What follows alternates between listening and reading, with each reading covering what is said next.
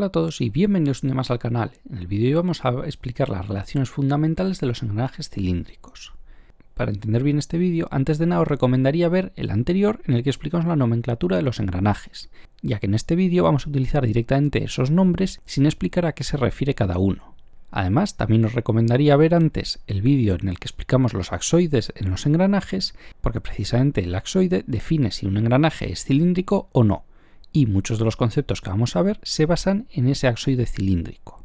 Dicho esto, vamos a comenzar con las relaciones más importantes, y que son las que vamos a utilizar durante el diseño y que nos van a facilitar este. En primer lugar, y como ya vimos en el vídeo en el que explicamos los axoides en los engranajes, tenemos la relación de transmisión. La relación de transmisión, a la que vamos a llamar mu, se puede calcular como la velocidad de giro del eje de salida entre la velocidad de giro del eje de entrada. Siempre vamos a utilizar el subíndice 2 para referirnos al engranaje de salida y el subíndice 1 para referirnos al engranaje de entrada. De esa forma, en el caso de los engranajes cilíndricos, la relación de transmisión se puede expresar como el radio R1 entre el radio R2. Y esto sucede porque, como ya vimos, entre los dos axoides cilíndricos tenemos rodadura. Y para que haya rodadura, debe cumplirse que la velocidad en la superficie de uno de los axoides sea igual a la velocidad en el otro en esta línea de contacto que hemos marcado en verde. O lo que es lo mismo, que la velocidad de giro del axoide 2 por el radio R2 deberá ser igual a la velocidad de giro del axoide 1 por el radio R1, ya que precisamente la velocidad lineal se puede calcular como la velocidad angular por el radio. Si despejamos las velocidades angulares, tendremos que la velocidad angular del engranaje 1 se puede calcular como la velocidad lineal entre el radio R1, de forma que tendríamos V1 en el denominador y R1 en el numerador. Y la del engranaje 2 se podría calcular como la velocidad lineal 2 entre R2, pero como V1 y V2 son iguales, nos queda R1 entre R2. Esta es seguramente la relación más importante en el tema de engranajes cilíndricos. La relación de transmisión va a ser siempre uno de los parámetros de diseño, y además es el que se busca satisfacer. Como veis, para el caso de los engranajes cilíndricos es muy sencilla. Únicamente nos relaciona la relación de transmisión con el cociente de los radios. Cuanto mayor sea el radio del engranaje de entrada respecto al radio del engranaje de salida, tendremos una mayor relación de transmisión. Esto es importante, ya que una relación de transmisión grande indica que el eje de salida está girando mucho más rápido que el eje de entrada. También quiero aclarar una cosa, y es que aquí la relación de transmisión, como vemos, no tiene ningún signo. Y si los radios, como son distancias, los consideramos positivos, esta relación de transmisión sería positiva. Pero en realidad tenemos que coger un sistema de coordenadas en el que, por ejemplo, el radio R1 sea positivo y el radio R2 sea negativo. De forma que para dos engranajes cilíndricos exteriores, la relación de transmisión siempre va a ser negativa. O lo que es lo mismo, si el engranaje 1 gira en este sentido, tal y como indica el vector omega 1, el engranaje de salida, el engranaje 2, girará en sentido contrario. Es decir, el vector omega 2 estará en este sentido, hacia aquí.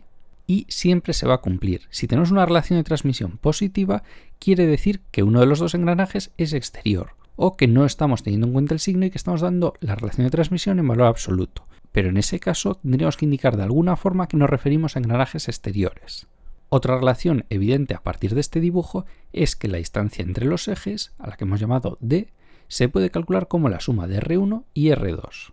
Nuevamente, aquí no hemos considerado los signos. Es decir, en este caso hay que considerar los radios R1 y R2 como distancias, es decir, siempre positivos. La distancia D será R1 más R2. O si consideramos otra vez la misma convención de signos que para la relación de transmisión, la distancia entre ejes D se podría calcular como R1 con su signo, que en este caso sería positivo, menos R2 con su signo negativo. Y de esa forma, esta ecuación también sería válida para engranajes interiores, donde R1 y R2 tendrían el mismo signo y por tanto la distancia D sería R1 menos R2, ya que si el engranaje 1 fuese el interior y el engranaje 2 exterior, que iría colocado dentro del engranaje 1, tendríamos que la distancia es esta de aquí, o lo que es lo mismo el radio R1 menos el radio R2. Creo que queda claro, pero muchas veces al hacer el diseño, a lo que vamos a ver especialmente en los ejercicios, este tipo de aspectos tan simples son los que dan lugar a los mayores errores. Además de estas relaciones geométricas, podemos definir algunas otras, como por ejemplo el módulo. El módulo, que también se puede llamar paso diametral, se puede calcular como 2 veces el radio entre el número de dientes. La letra Z siempre va a referirse al número de dientes, y esto será válido tanto para el engranaje 1 como para el engranaje 2, ya que, como vamos a ver, para que dos engranajes funcionen en conjunto, ambos deberán tener el mismo módulo, y por tanto 2 veces el radio 1 entre el número de dientes del engranaje 1 deberá ser igual a 2 veces el radio 2 entre el número de dientes del engranaje 2. O lo que es lo mismo, R1 entre R2 deberá ser igual a Z1 entre Z2. Luego, un engranaje con el doble de radio tendrá el doble de dientes. El módulo, que en principio no tiene un significado físico, va a ser uno de los conceptos que más nos facilitan el diseño de los engranajes. Y en realidad, como dice este otro nombre, paso diametral, nos va a medir de alguna forma el paso. Pero en lugar de medirlo sobre la circunferencia, es decir, sobre esta circunferencia primitiva, que sería el corte a uno de los axoides, se va a medir en relación al diámetro del axoide. Si queremos medir el paso directamente sobre la circunferencia primitiva, vamos a trabajar con el paso circular. El paso circular es la distancia sobre la circunferencia primitiva de dos puntos similares de dientes consecutivos, tal y como explicamos en el vídeo anterior. De hecho, utilizamos esta misma figura. Tenemos un diente y otro diente. Si cogemos un punto y su equivalente del siguiente diente, la distancia entre ellos medida sobre la circunferencia primitiva es a lo que vamos a llamar paso.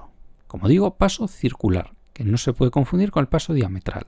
Este paso se puede calcular, por tanto, como 2 veces pi por el radio de la circunferencia primitiva entre el número de dientes de ese engranaje. Y como veis, aquí tenemos 2r entre z, que ya teníamos aquí.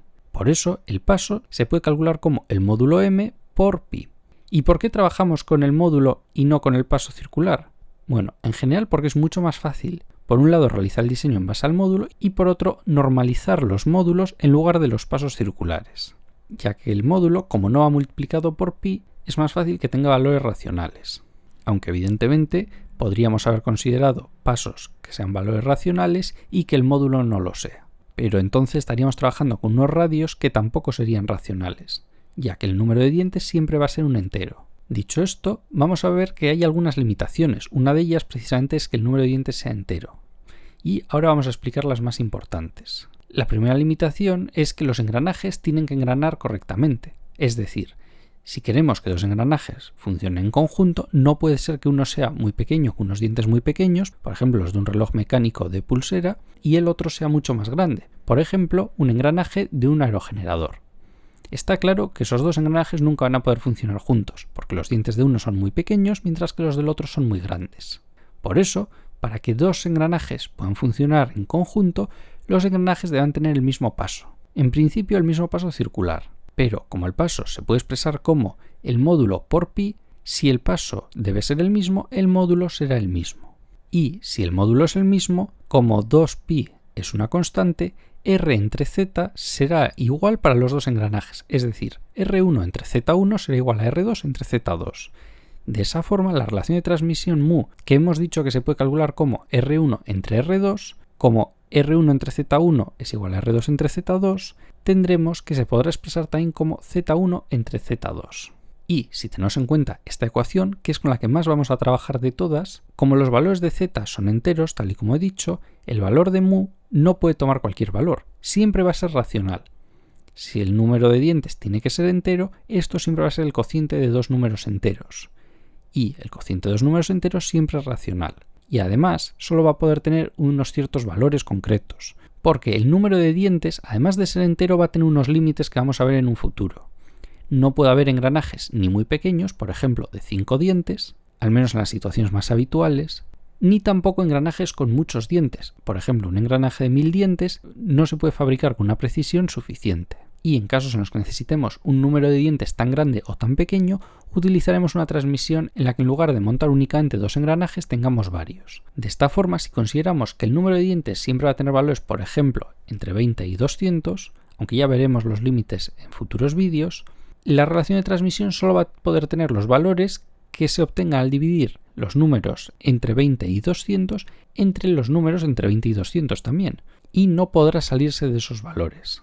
Esta es una limitación bastante importante, que en algunos casos no nos importará, pero en otros puede hacer que la transmisión mediante engranajes no pueda usarse directamente, o que para usarla tengamos que utilizar una transmisión más compleja, no únicamente dos engranajes cilíndricos engranando entre sí. Además, como ya vimos en el vídeo anterior, en general queremos evitar que los engranajes tengan juego, ya que eso produce muchos problemas. El principal de ellos es que se produzcan golpes entre los dientes que reduzcan su vida útil. Pero además, que haya juego puede ser un problema de cara a que no sabemos la posición exacta del engranaje de salida conociendo la posición del engranaje de entrada. Cuando los dos engranajes tienen el mismo módulo, algo que va a suceder siempre, para que estos no tengan juego se deberá cumplir que la distancia entre los ejes sea la suma de los radios nominales de los dos engranajes. Y solo en esta situación podríamos decir que los dos axoides están rodando entre sí. Y por eso en todos los engranajes que diseñemos vamos a intentar trabajar en esta situación. Pero claro, como sucedía en el caso anterior, los radios R1 y R2 no van a poder tener cualquier valor, ya que como 2pi es una constante, el radio, el número de dientes y el módulo están directamente relacionados. Y para un determinado módulo, como el número de dientes es un valor entero y con unos ciertos límites, los radios que vamos a poder tener también van a estar limitados y van a tener unos valores concretos. Por eso, si no hay dos engranajes con los que podamos conseguir la distancia que buscábamos, ya vamos a ver en futuros vídeos que podemos hacer dos cosas, o modificar esa distancia o utilizar engranajes corregidos. Y una vez que hayamos acabado con los engranajes cilíndricos sin corregir, veremos cómo diseñar los engranajes corregidos. Y como ya he avanzado, normalmente vamos a trabajar con el módulo y no con el paso. Y esto es únicamente por sencillez de normalización y de diseño, ya que si consideramos que el número de dientes tiene que ser un entero y el radio en general vamos a querer que sea un número racional, el módulo también sea un número racional. Mientras que el paso, si el módulo es racional, siempre va a ser irracional, porque va multiplicado por pi, como vemos aquí. Y solo en casos muy concretos y que además van a estar fuera de norma, tendremos que el paso sea racional y por tanto un módulo irracional y un radio irracional. Pero cuando el radio es irracional, no podremos asegurarnos de que la distancia sea la exacta, ya que no podemos medir una distancia que tenga un valor irracional. Vamos a acabar siempre con un valor racional.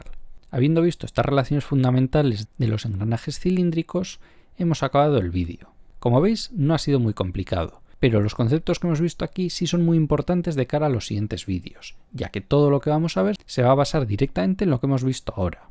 Así que, mi recomendación es que no os quedéis con ninguna duda de este vídeo. Cualquiera que tengáis, dejadla en los comentarios y trataré de resolverosla lo antes posible.